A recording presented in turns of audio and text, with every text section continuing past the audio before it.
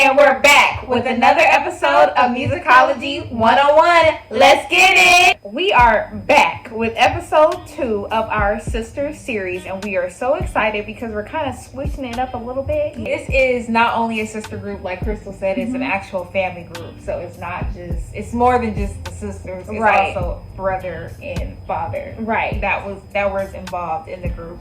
But I had another thought too, like while we were prepping for today's video, is that with everything that's been going on in the world with the presidential race and just all the conflicts of the world that we're in right now, I was like, wow, like this is perfect timing because this group is known for their songs that came out following the civil rights movement, and that still resonate today. So I'm like, you're exactly right. God is always on time. Always, you know.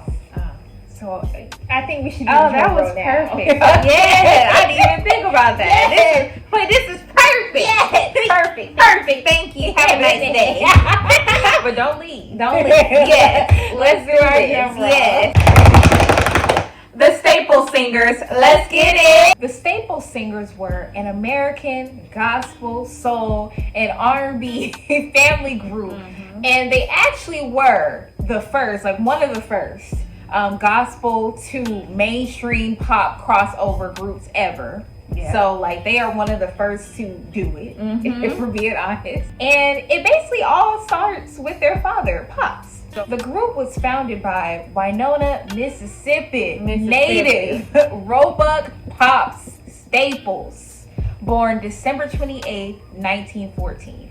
And just a little note, the group name is the Staple Singers, but the family last name is Staples. So they just shortened it, for the group's name. Yes. The group consisted of the firstborn, Cleotha, born April 11th, 1934. Purvis, born November 18th, 1935. Mavis, born July 10th, 1939. And Yvonne, born October 23rd of 1937. The youngest of 14 children, Pops grew up on a cotton plantation near Drew, Mississippi, and was heavily influenced by the blues. Like Chyna and I have mentioned before, Mississippi runs through our veins because our ancestors were also from Mississippi, so the blues is in us too. He began to play with one of his earliest musical influences, Charlie Patton, as well as blues legends like Son House and Robert Johnson. After dropping out of school after completing the 8th grade, Pops went on to sing with the gospel group before he married his wife, Mrs. Osceola Staples. And then they ended up settling in Chicago, which is where the 3 youngest children were born. This is like, the Great Migration era. Yes, because Mississippi was, not the most ideal place to live, especially in that time. Exactly. No shade to anybody that lives in Mississippi, but you catch our drift. Yes. After settling in Chicago, Pops, he ended up singing with the Trumpet Jubilees, and while he was doing that, honing his craft and trying to make a name for himself, he also worked jobs in construction and stockyards and a steel mill because he still had to support the family and put food on the table. Period. He had to bring home the bacon. A real provider.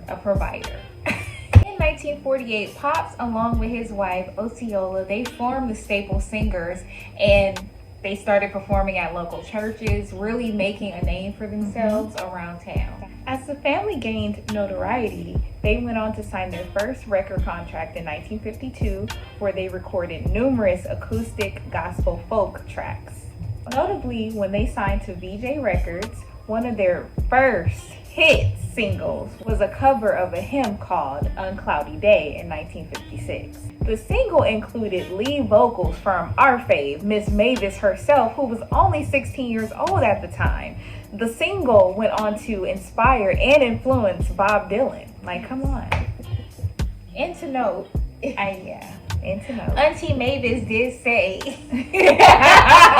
she did say that Bob Dylan proposed marriage to her, but she wasn't feeling it. Like, he was cool, but she was not trying to marry him. Okay, she was not trying to marry him. But they respected each other, and he definitely was a fan of the family and their music and their gifts.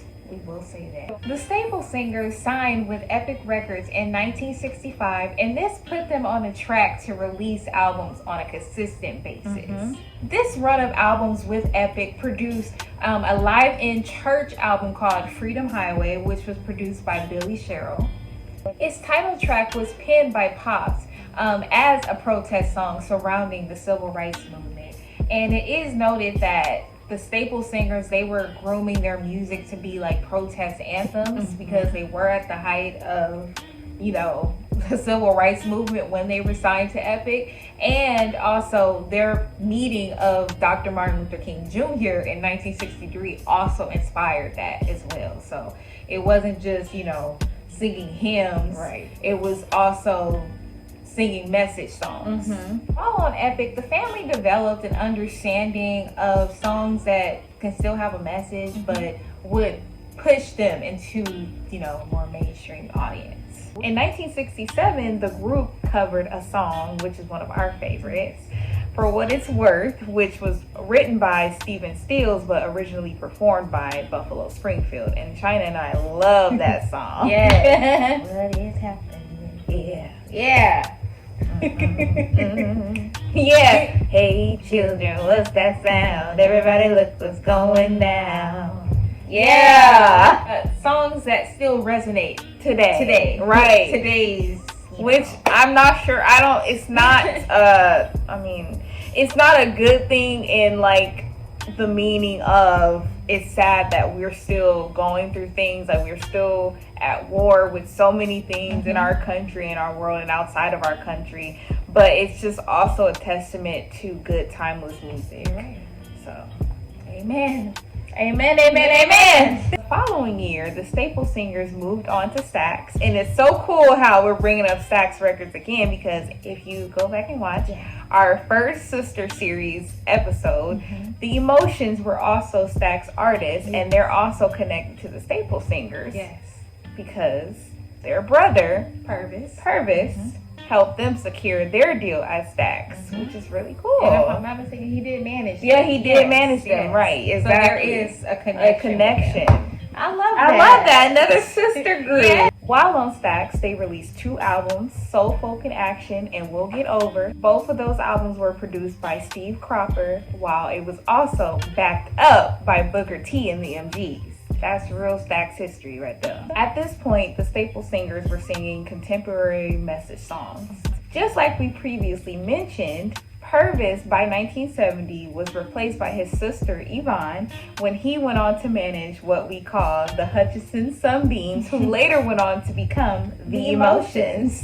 When Steve Cropper left Stax, Al Bell took over production for the group, where he helped them create a funky soul sound. Their first hit came with Heavy Makes You Happy, Shut Up, Boom Boom. The single was released in early 1971 on their Staples Swingers album, which debuted at number 97 on the Billboard Hot 100 and number 27 in April of that same year. Period. It just kept climbing the charts. Because when I hear that song, I think about like the previews of movies. Yeah. When I hear any Staple Singer song, it does make me think of the movies, because their music catalog is used in so many movies, where there's like rom-com or it has to do like a historical time period movie. Their song is gonna be in there. Period. The following single, now y'all definitely come on.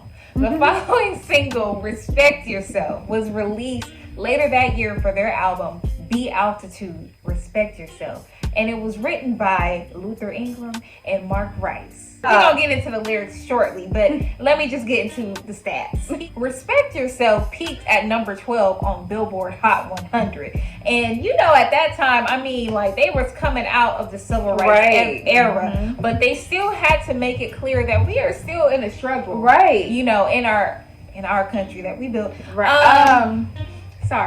We are still in a struggle. And at that time, and you know, not even just dealing with the 70s, we were coming into the Afrocentricity of Black Americans and trying to love on ourselves, but also the message is you have to respect yourself. Right. Period.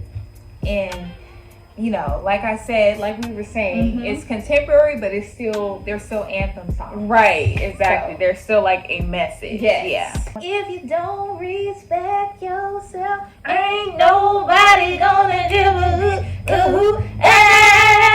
respect yourself. Yeah. Yeah. If you don't respect yourself, ain't nobody gonna give a good cahoot. Period.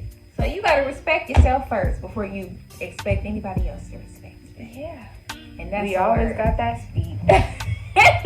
As a result, both singles were hits. They both went gold and they sold over 1 million copies. So, I mean, That's a testament too. yes. That you can put out good message songs. Because people like to feel like, especially I guess in our day and age, like, you know, when it's message, you know, oriented, or you're putting out something positive, that it won't sell because it's not negative. And that's not necessarily true, because you also have to think at this time so many other things in Black culture and our media was also being promoted, that people felt like, you know, it was so many pimp movies and, you know, selling drugs, that those were the things that sell, but not the important thing. And even today we still have this conversation, but like they went on and they were still able to be successful with putting out positive, you know, content and positive messages while being rooted in gospel music. Next single off of that iconic album was I'll Take You There.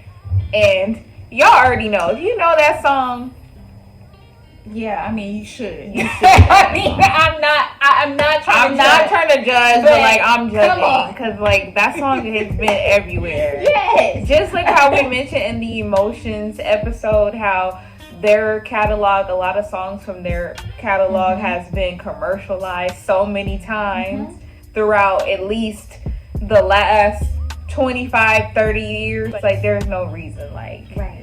I mean, Miss Congeniality too. Yeah. That was like the song for that movie. I know a place. Ain't nobody crying. Yeah.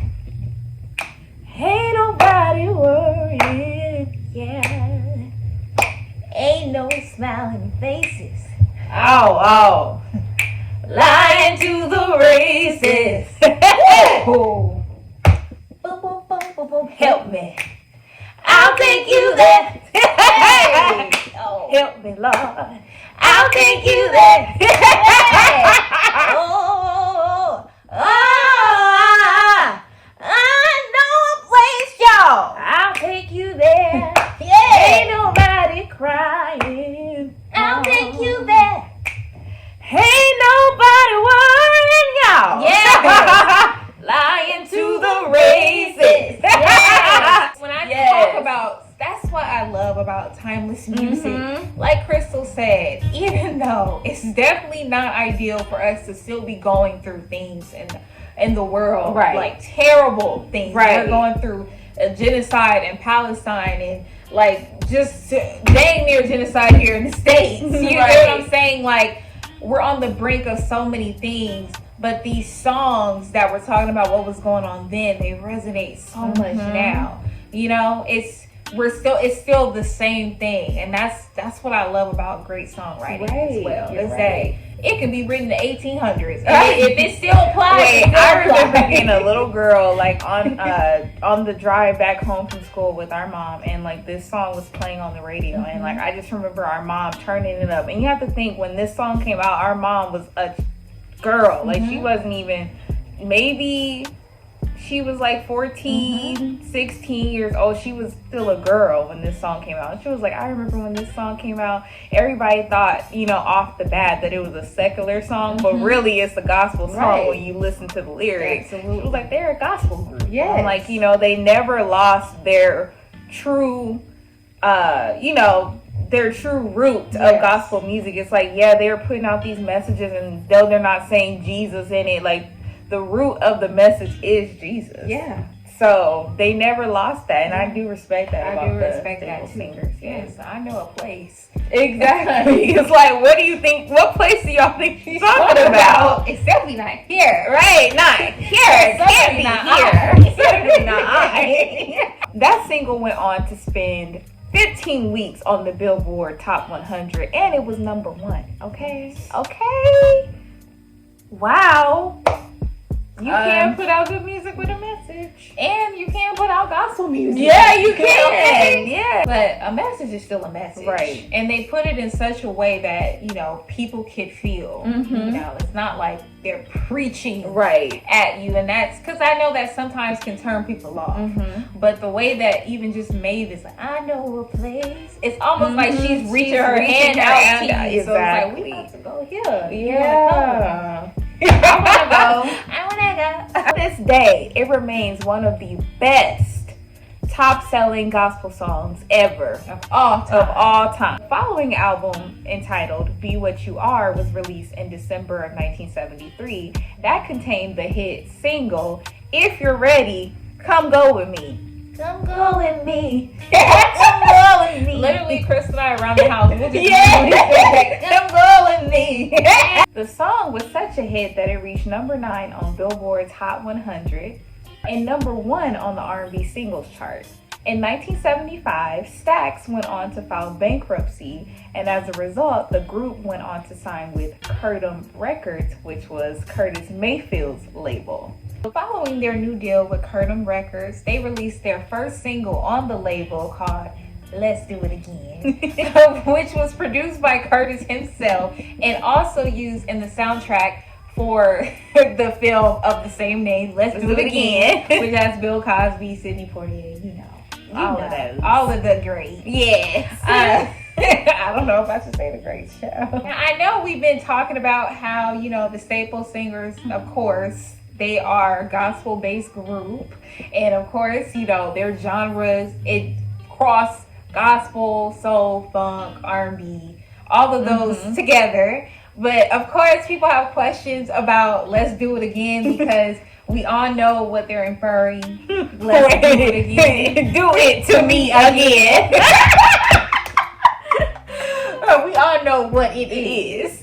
Let's do it again. But while I was doing research for this, and particularly about this song, I saw like a clip from an interview with Mavis where she was talking about it, and Pops, he was kind of uncomfortable singing this song because he's like, I can't sing about, what's his line? I like you, lady. Yeah. With your pretty hair. Like, he's like, I can't talk about that. Like, I'm a man of the church. Like, I can't talk about that. And then Mavis said that Curtis said that, I think the Lord will be fine with that. Like, but I get it. Like, it would be like awkward for, your audience who's used to you singing certain songs. Right. And it's like, let's do it again.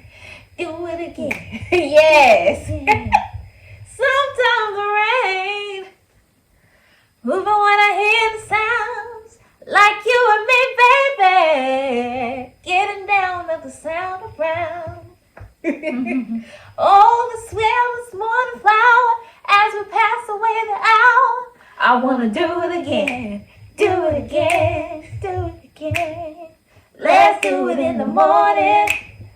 Sweet breeze on the summertime, in your sweet face, all laid up next to mine. Good love in the midnight, good ain't good morning light. Don't worry about nothing, just getting good, just getting good, just getting good love. Do it, do it. Like you, lady. Now that is one. I don't know why that part. It reminds me of my dad. Like, cause he like, I like you, lady. Yeah. With your pretty hair. That was funky. That was funky, man. That was funky. But definitely, you can hear the Curtis Mayfield sound. Right. All up and through that. Like, just wait, and then the 90s and me want to be like, lay back, kicking that Georgia ride. Hey. Every man was a woman. And also Escape. We love Escape. We are Escape girls. We might do a musicology on them. The single went on to become their second #1 pop hit in the U.S. So clearly, I mean, people were okay. Something worked. Right. I mean, I don't see nothing wrong with it, okay? No, back then things were really subtle. Yes. And that's how I feel today. I feel like you should be able to talk about being intimate without having to be vulgar. Right. That's how I look at it, especially when you're singing R&B music. I'm not saying you should not talk about, intimacy, because I feel like you should. That's what R&B music is. Right. But I don't agree all the time with like a lot of cursing in R&B music. Lick me, suck me. Yeah, we shouldn't be putting that R&B. Right, I don't think so. I'm like, that's just like, if you drop a little curse word, I'm not mad at that. Right. But I'm talking about like just the vulgarity. It's too much. But I digress. Earlier in their Stax days, the group covered The Weight by the band, and by 1976, the group collaborated with the band for their film The Last Waltz, where they performed The Weight. At this time, the group did have a hard time maintaining momentum, but they did continue to release music. By 1984, they released an album called Turning Point, which featured a hit single called Slippery People, which debuted at number 5 on the dance chart. By the 1990s, the Staple Singers were introduced to a whole new generation. Their music was used in like Spike Lee's Crooklyn in 94, as well as Miss Congeniality 2 in the early 2000s. And of course, countless others, because like we mentioned before, their music became highly commercialized. Yes. And especially used for time period movies. You can't really do a time period movie without having at least one of their songs featured. Right. Because if you're going to show a time period, you have to show certain things. And their music was, worked around specific times with their message. Genius to me. Genius. Yeah, I know they were eating. Their regained popularity followed with an induction into the Rock and Roll Hall of Fame in 1999. I mean, sounds overdue to me. Yeah, it was overdue. But, better late than never. I guess we should take a lead.